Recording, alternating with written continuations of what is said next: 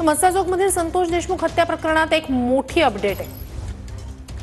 CID आज आरोपपत्र दाखल माहिती सूत्रांकडून मिळते। ही अत्यंत मोठी आणि महत्त्वाची घडामोड म्हणावी लागेल।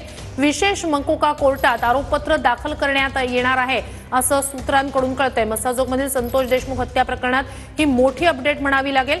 या प्रकरणी आज सीआयडी आरोपपत्र दाखल करणार आहे। विशेष मकोका कोर्टात आरोपपत्र दाखल केलं जाणार आहे असं सूत्रांकडून कळतंय। अर्थात या आरोपपत्रातूनच आता या संदर्भात नेमकं काय काय सीआयडीच्या तपासातून समोर आलेलं आहे, कोण मुख्य सूत्रधार या सगळ्याचा हा आता त्या आरोपपत्रात ठेवला जातोय, कोणावर नाव ठेवलं जातंय, या सगळ्याचा स्पष्टता जी आहे ती आरोपपत्र कोर्टात दाखल केल्यानंतर येणार आहे। बीड हत्येप्रकरणी म्हणजे मस्साजोगमधले सरपंच संतोष देशमुख यांच्या हत्या प्रकरणी आज सीआयडी आरोपपत्र दाखल करणार आहे। या संदर्भात 3 वेगवेगळ्या प्रकारे चौकशी सध्या सुरू आहे, तपास सुरू आहे। मात्र यातला सीआयडी आज विशेष मकोका कोर्टात आरोपपत्र दाखल करणार आहे।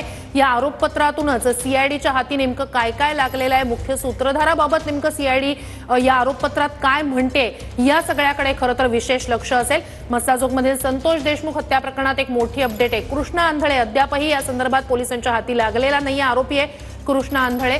अधिक या सगळ्या संदर्भात जाणून घेऊया आपले प्रतिनिधी कृष्णा यांच्याकडनं। कृष्णा, अपडेट्स ही मोठी अपडेट म्हणावी लागेल। म्हणजे सीआयडी आरोपपत्र दाखल करणार, अनेक गोष्टींची स्पष्टता येईल यातनं। नक्कीच माहिती मिळते आहे त्यानुसार सीआयडी आज बीडच्या विशेष मकोका कोर्टामध्ये वाल्मिक कराड आणि इतर आरोपींच्या विरोधामध्ये आरोपपत्र दाखल करते आहे। संतोष देशमुख यांच्या हत्या प्रकरण, त्याचबरोबर खंडणीचं प्रकरण ज्यामध्ये वाल्मिक कराड आरोपी आहे त्याच्याविरुद्ध सुद्धा सगळं एकत्रित या 3 प्रकरणांचा तपास सीआयडीने केलेला होता।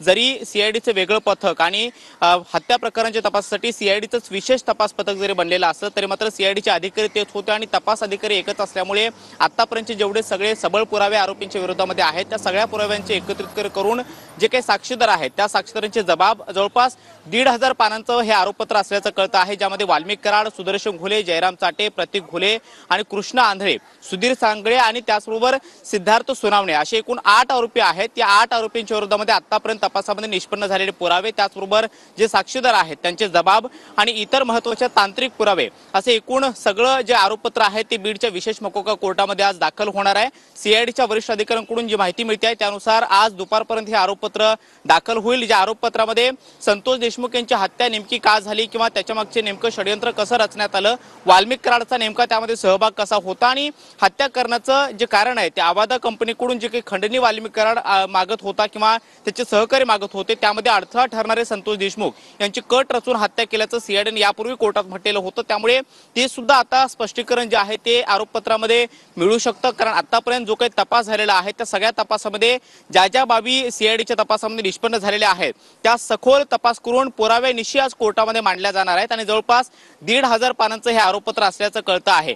त्यामुळे आरोपींनी ज्यावेळी गुन्हा केला, ज्या घटनास्थळी केला त्या घटनास्थळाचे असणारे तांत्रिक पुरावे म्हणून सीसीटीव्ही फुटेज असतील किंवा जे काही आतापर्यंत फोटोग्राफ्स आरोपींचे मिळालेले होते किंवा आरोपींना नेमकं कोण मदत करत होतं, मधल्या काळात आरोपी फरार असताना त्यांना आर्थिक मदत कोण पुरवत होतं किंवा या आरोपींना फरार होण्यामागे त्यांना नेमकं पाठबळ होतं, अशा अनेक बाबी आहेत आतापर्यंत अनुत्तरित आहे। त्यामुळे संतोष देशमुख यांची हत्या असेल किंवा खंडणीचं प्रकरण जे आवादा कंपनीकडून झालेलं होतं आणि आणखी एक गुन्हा होता तो म्हणजे अपहरणाचा गुन्हा होता, या 3 गुन्ह्यांचा एकत्रित तपास सीआयडीने केलेला आहे आणि जवळपास 1.5 ते 2 महिन्यांच्या या तपासानंतर आता आरोपपत्र तयार झालेलं आहे।